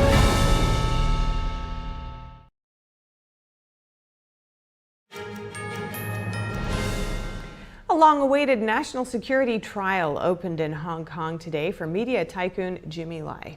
That's amid international calls to release the pro-democracy activist and leading China critic. Here's more. A landmark national security trial for pro-democracy activist Jimmy Lai opened in Hong Kong on Monday amid tight security. The media tycoon faces life imprisonment on charges he colluded with foreign forces, including the United States. Lai, who has pleaded not guilty to all charges, was brought to the court in a navy blue prison van. Crowds lined up overnight to secure a spot in the courtroom. Among them was veteran Hong Kong Democrat Emily Lau. I hope they will get, Jimmy and others will get a fair, open and just hearing. Lai, the founder of now shuttered pro-democracy newspaper Apple Daily, is one of the most prominent Hong Kong critics of China's Communist Party leadership. He has faced a salvo of litigation since a wave of pro-democracy protests in 2019. China's foreign ministry recently called Lai a, quote, notorious anti-China element, and he has been behind bars now for over 1,000 days. Western democracies will be watching the case closely, with the trial seen as a key test for Hong Kong's judicial independence and freedoms under the security law imposed by China in 2020. Britain on Sunday explicitly called on Hong Kong authorities to release Lai. Hong Kong police added 5 overseas-based activists to a list of wanted people on succession and subversion charges last week. They're offering $1 million Hong Kong dollars each, around $130,000 US, for information leading to an arrest. U.S. citizen Francis Hui is accused of various offenses under China's sweeping and vague national security law. Charges include incitement of secession and subversion, and allegedly colluding with foreign forces. The subversion and the crimes that they put on us is a way to cover up the actual values that we stand for. You know, this is not just targeted to Hong Kongers, but also to Uyghurs, to Tibetans, Chinese dissidents, and Taiwanese who have constantly been on the side of democracy and freedom. And if that's the crime, then so be it.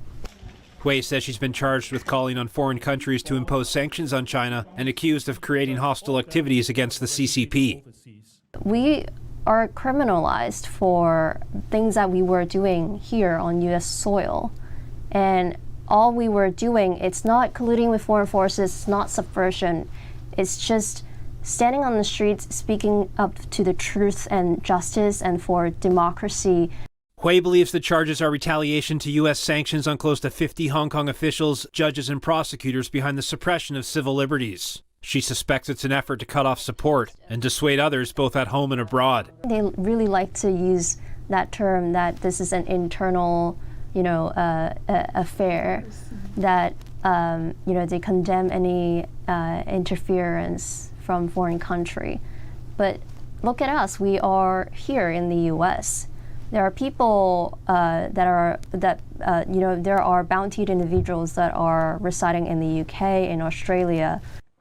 Hui says her case is another sign the U.S. government and its policy haven't done enough to stop the intimidation and harassment, despite applying various sanctions and taking steps like forming the House Select Committee on the CCP.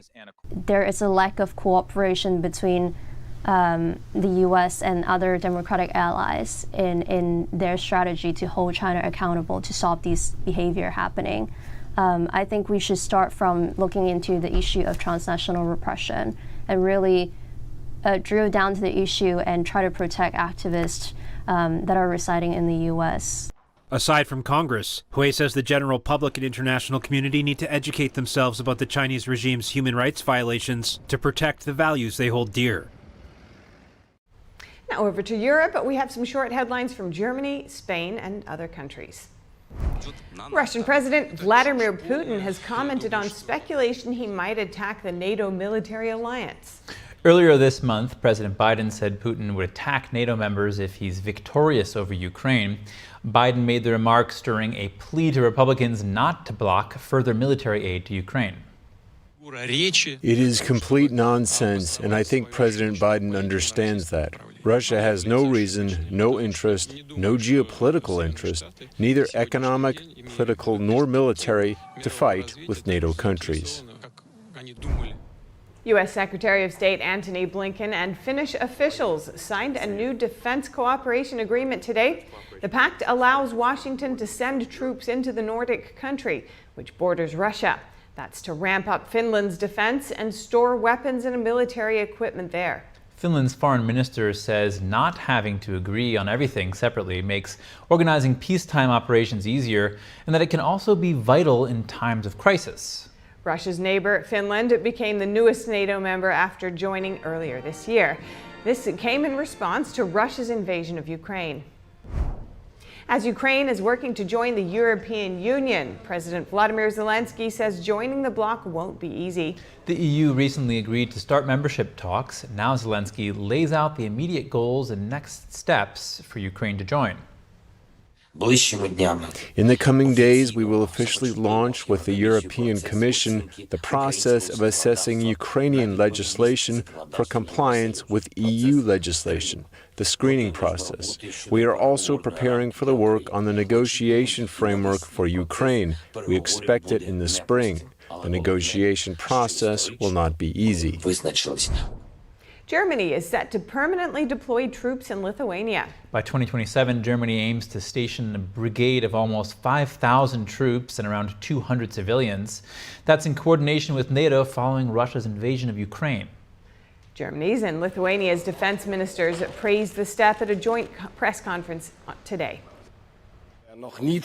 Never before has the German army deployed troops permanently outside Germany with a fixed contingent of soldiers. In the past, the missions were always temporary and rotating.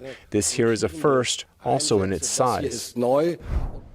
German Chancellor Olaf Scholz announced today that he tested positive for COVID-19. A visit by Slovakia's new prime minister now has to be canceled as a result. Scholz says he's only experiencing a few symptoms and is counting on a mild case. The chancellor is reportedly in his office communicating by phone and video conference. It's not yet clear whether Scholz will be able to lead a cabinet meeting on Wednesday in person. Scholz is 65 years old and received a COVID booster shot this year. Colombian authorities seized over 2 tons of cocaine hidden in nuggets of charcoal at the port of Barranquilla. The drugs were intended for Europe and are worth around $11 million. Police said a notorious cartel orchestrated the shipment. This year, Colombia seized 23 illegal substance hauls that involved mixing drugs with everyday items like coffee, fruits, and canned food. Coming up, the last place New England Patriots lose again. Could this be the end for the legendary coach?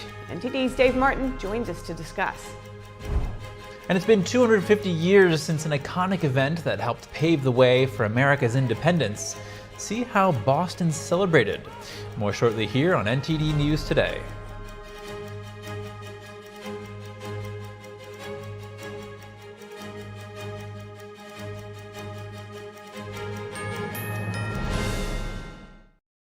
Hi, I'm Susan Lucci. I never thought about heart disease until I had my own heart event. I had heard many times that heart disease is the #1 killer. It went in one ear and out the other, frankly. I never had a health issue. I felt this slight pressure on my chest, just slight. But a few days later, while shopping at a boutique, that pressure returned, much stronger. By the time I got to the ER, the doctor decided to give me a CAT scan. He said, "I don't think you understand. You are on the verge of a heart attack." I had a 90% blockage in my main artery and a 75% blockage in the adjacent artery. I received 2 stents in my arteries, stents developed through research funded by the American Heart Association. Those stents saved my life. That's why I'm in front of you today, asking you to join me in supporting the American Heart Association by becoming a monthly donor. Call now or go to helpheart.org. For only $19 a month, just 63 cents a day, your support now can help save your life or the life of someone you love. With you by our side, together we'll keep fighting this battle. Give $19 a month with your credit card, and we'll send you this special t-shirt that you can wear to show that you are helping save lives. I'm so grateful to the American Heart Association. Their research helped save my life. Put yourself on your to-do list. It could be the most important thing you ever do. Please, listen to your heart. The only reason I'm here today is because I did. So please call the number on your screen or go to helpheart.org now. Join me as a monthly donor today and help save even more lives. Thank you. My dad's name was David. He always talked about getting life insurance, and now it's too late. No one was expecting my husband Dave to suffer from a heart attack. We didn't have life insurance. We thought we had more time. Don't be Dave, and don't wait until it's too late to get the life insurance coverage you need. And if you don't have enough insurance to cover funeral costs, credit card debt, and other expenses, your family is going to get stuck with the bill. Call now to get affordable life insurance. Just call 800-494-1562. If you're over 50, you can't be turned down for this insurance, regardless of your health. Plus, there's no medical exam, no health questions. Your rate will never go up. Your coverage will never go down. And rates start as low as $5 a week. Remember, don't be Dave. Call now. Call now. 800-494-1562.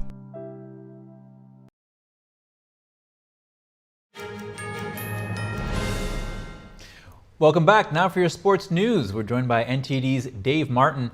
Dave, another big day in the NFL yesterday as Kansas City beat last place New England. Now, there are strong rumors this could be it for Patriots coach Bill Belichick. What do you make of that? I still can't believe that's a possibility. I mean, his struggles show that even the best head coaches need star players. Now, he had Tom Brady for nearly 2 decades, and they were very successful. I mean, they won 6 Super Bowl titles. That's more than almost every other franchise, let alone head coach. Now, to me, the problem is they just don't have a very talented roster. You know, maybe that's on him too. It's not really clear who makes those calls. If they did let him go, I think he surely would have other opportunities in this league should he decide to continue coaching. Now, Dave, in the NBA yesterday, Steph Curry failed to hit a three-pointer, snapping a record streak of 268 games. Given that he's now 35 and his team is struggling, is this a sign that we may be seeing the start of a decline? You know, I actually don't think so. I thought he was hitting his decline a couple years ago, and they led the Warriors to yet another championship, their 4th. So he certainly had a rough day yesterday. Missed all 8 of his threes. That streak, he actually started all the way back in 2018. Now, right now, he's among the league leaders in three-point percentage. He's number 1 in free throw percentage. He's top 10 in scoring. I would say the Warriors are struggling as a team, though, because their core players have hit their 30s. I mean, decline is inevitable at that point. Ironically, maybe Andrew Wiggins is struggling the most, and he's actually only 29. They're also missing Draymond Green, who's out with yet another suspension. I think, though, unfortunately, their days of winning titles are over. And Dave, in baseball, it's been more than a week since Shohei Ohtani left the Angels for the Dodgers. Looking at the other side of this, what's been the Angels' reaction? You know, the Angels general manager, he basically commented the other day saying, you know, life goes on pretty much. Now, they declined to say whether they were given an opportunity to match the Dodgers' $700 million offer. Most people think it wouldn't have mattered anyway, that he wanted to go to a winning franchise, and that clearly had not been the Angels. Now, you could look back and criticize them for not trading him when they had the opportunity. I mean, it seemed pretty clear that when he wouldn't sign an extension that he wasn't going to stay with them. But I respected that once they decided to hold on to him, they doubled down. They acquired other players in an effort to make the playoffs. Unfortunately, it backfired. They started struggling. Ohtani got injured. Now they're losing him in the offseason. I'm curious, though, to see what they do now. I mean, do they go out and sign other big free agents, or do they trade away some of their star players for young prospects and start over? It could go either way at this point. All right. Thank you, Dave. Thanks, guys. Thanks, Dave. Check this out. NASA released images of the most powerful solar flare in 6 years.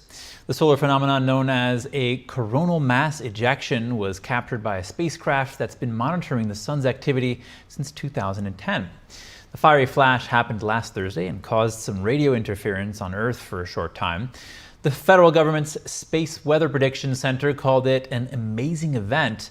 The last strongest solar flare was recorded on September 10th in 2017.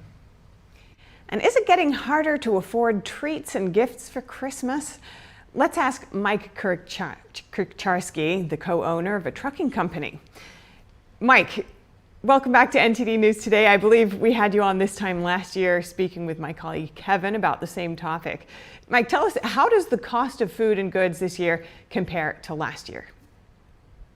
Thank you for having me on again. So yeah, the trucking business is the heartbeat of America, and you could tell by what's happening with the American economy about what the trucks are doing. And the fourth quarter has always been the Super Bowl for trucking companies, especially mine that haul food, because of the high shipment volumes for the holidays. But one of the issues we had last year was we were anticipating a busy season and we were geared up for a peak season, but it became a massive disappointment because right after Thanksgiving, the economy dropped out. Consumers stopped buying goods. It was almost a very scary time.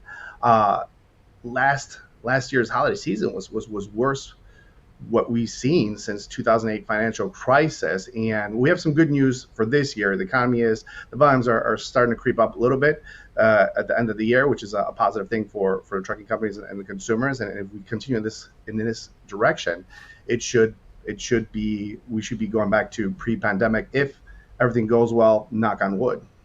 Now, my colleagues tell me they've been able to find almost everything that they hope to buy this Christmas. Tell us, after all of the supply chain issues caused by the COVID-19 pandemic and lockdowns, are we finally back to pre-pandemic supply chain operations and stocking?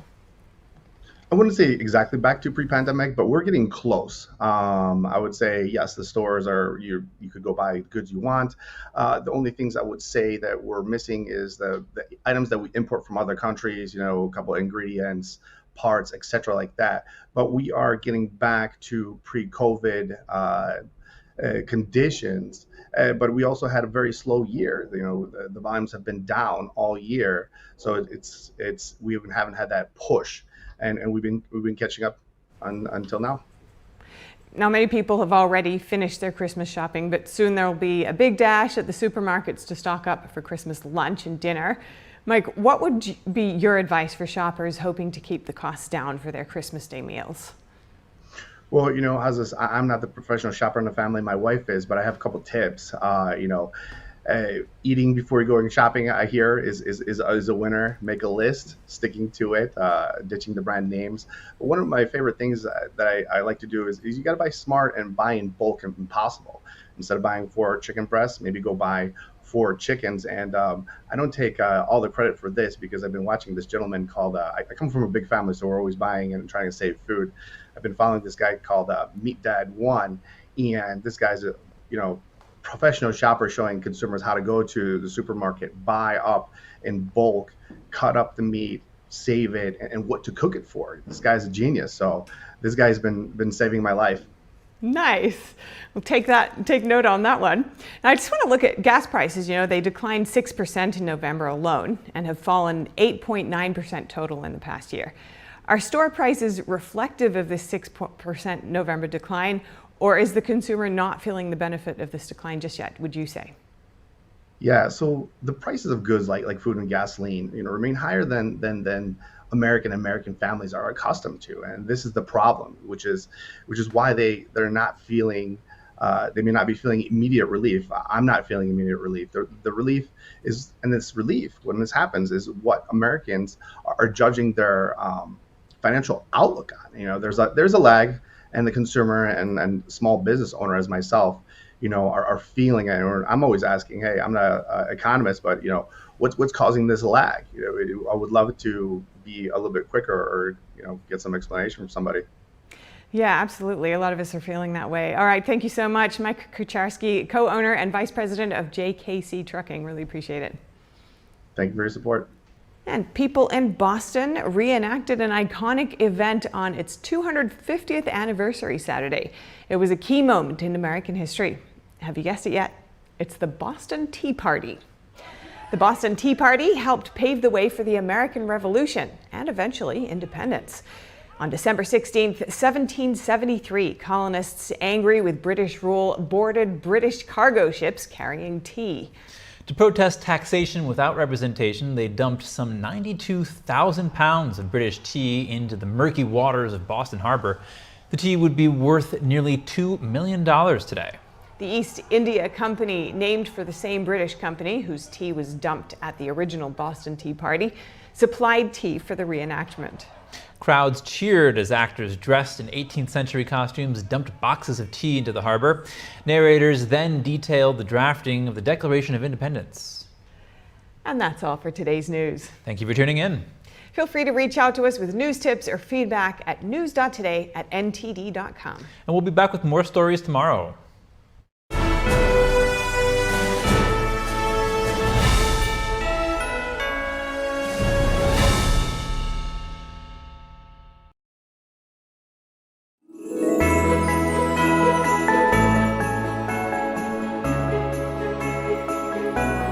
Hi everybody, I'm Kelly Wright, host of America's Hope right here on NTD. Guess what? We've got a special celebration because it's beginning to look a lot like Christmas. So coming up on NTD, we're going to be celebrating a joyful Christmas, and you're all invited to watch as we celebrate Christmas in music and song from around the world. Join us on NTD.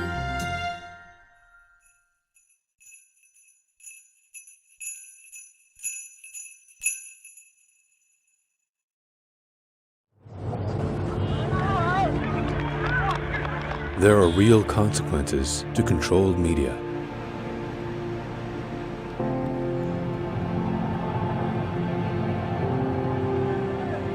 And NTD's founders know them firsthand. Our freedom of thought is the price. This is the lesson that guides us in everything we do. So there's the tear gas there. We know the value of a free society. And we take seriously the responsibility to preserve it. We are NTD.